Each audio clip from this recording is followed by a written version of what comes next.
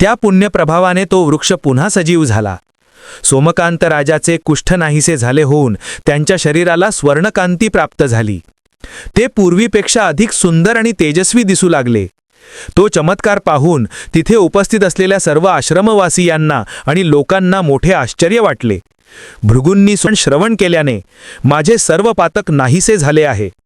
तुमच्या कृपेने मला राज्याधिक कसलीही आसक्ती राहिलेली नाही, म्हणून यापुढे मी काय करू. ऋषींनी त्यांना प्रेमाने आलिंगन दिले, अनेक शुभाशीर्वादही दिले व म्हणाले, वत्स, आता तुम्ही सुखाने गणेश लोकी जा. मला तुमची नेहमीच आठवण येईल आणि तुम्हालाही माझे स्मरण असू द्या. सोमकांत राजा व सुधर्मा राणींनी भृगु ऋषींना वंदन केले. आश्रमातील लोकांना भेटून त्यांचे आभार मानले आणि ते सौराष्ट्रातील देवनगरावरून जात असताना सुधर्मा राणींना त्यांच्या पुत्रांची प्रकर्षाने आठवण झाली. त्या सोमकांत राजांना म्हणाल्या,